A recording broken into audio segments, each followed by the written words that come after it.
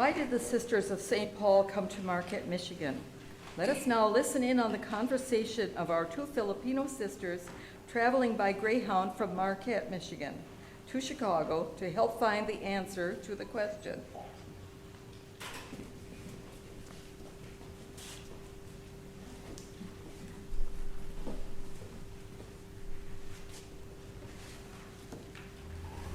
I am glad we were able to take this trip to the United States, even though it's a long trip from the Philippines. I'm also glad and delighted that we were able to meet Monsignor Chisholm. I never thought we'd have the opportunity to meet Brother Edward's brother from the Philippines here in the United States.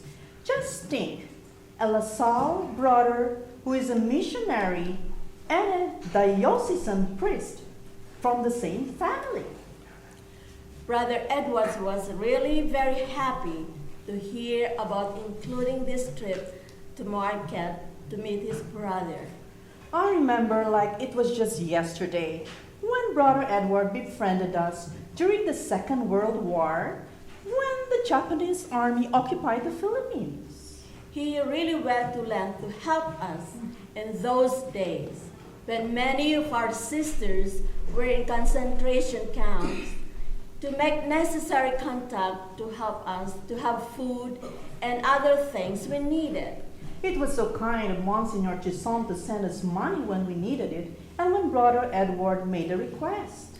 It was extremely generous of Monsignor Chisholm to help us, since he didn't even know us. Well, at least we had the opportunity to meet Monsignor Chisholm in person and thank him. I think that's true. We have to thank the Lord for this. And I hope that Mother Gerald will accept this invitation, that we will have to have a house, that we open a house in Marquette. Well, if we open up a house in Marquette, Michigan, that will be a great way to be able to say a continued prayer or just to say a beautiful stories about the sisters. Well, let's see where the Spirit leads us. It has been a long day, and I'm rather tired. Sisters, I'm sorry. I'm not trying to listen in, but I'm overhearing some of your conversation and some of the names you mentioned sound familiar to me. Where are you from? We're from the Philippines. We just came from Marquette, Michigan, and we're on our way back to Chicago to catch a plane back to the Philippines. Well, why are you in Marquette? We went to meet Monsignor Chisholm and thank him for the help he sent us to Brother Edward. We finally had a chance to meet him ourselves. Well, I can't believe this. I am Father Chisholm's mother. You're his mother? Yes, and I just had a wonderful visit with him. I'm on my way home. What a coincidence! A coincidence indeed. Indeed. Maybe it's a sign that we should open a house in Marquette, Michigan. Maybe. I hope Mother General will accept Monsignor Chisholm's invitation that we establish a house, a community of sisters of St. Paul in the Diocese of Marquette. As time goes on, Father Chevet drew up a common rule of life for them to follow. He asked them to wear a great country dress, like the dresses of that time, for their habit. Mary Michaud is named the first superior of the community of the Daughters of the School. With the help of Mary Ann Detier, the 19-year-old superior, Mary Michaud, caught the fever and died on November 15, 1702. Mary Ann Detier was the next superior. Due to the ill treatment by her stepmother, Mary Ann Detier soon becomes very ill.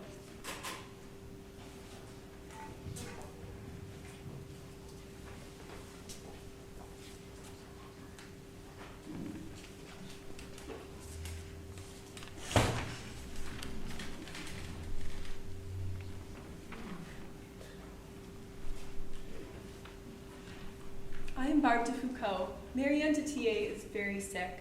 From her deathbed, she writes her last will and testament.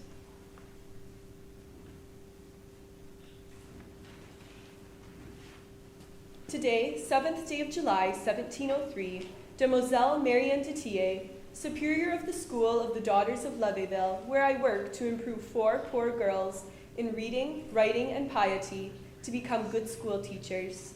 May it please the Eternal Father to give me his paradise and the grace to forget forever the persecutions I have unjustly suffered, and I forgive with all my heart. My body will be buried in the church of Levyville, in front of the altar of the Holy Virgin. Thus, my dear sisters, it will be easy for you to come and pray to God on my grave. Sisters, I love you. Never forget that you have given yourselves to God for the good of the church and the service of your neighbor. On the 28th of May, in September of 1703, Mary Ann de Tillet dies at the age of 38, surrounded by her sisters. Every day, the sisters pray at Mary Ann's grave, imploring her help, and God answered their prayers. The work of the sisters was highly appreciated in the region of Chartres.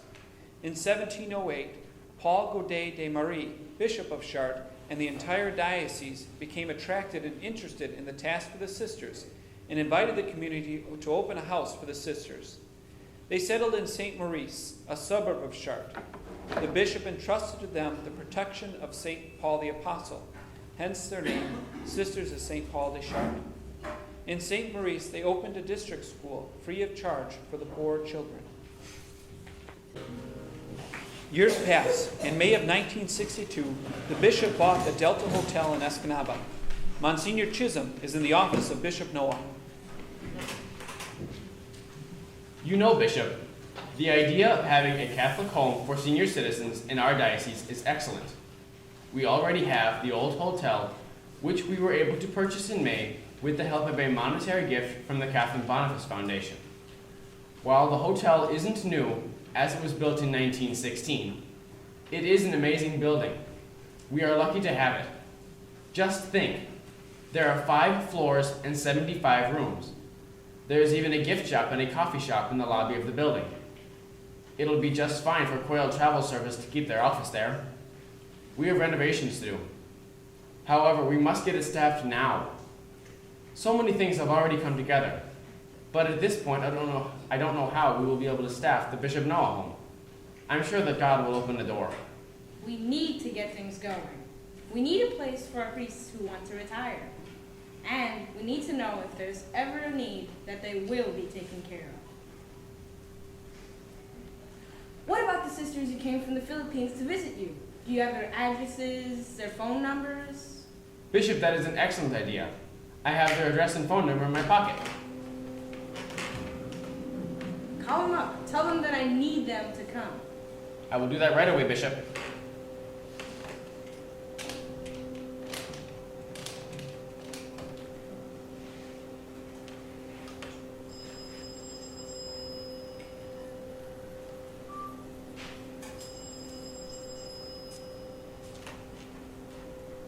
Hello, this is Monsignor Chisholm from the United States.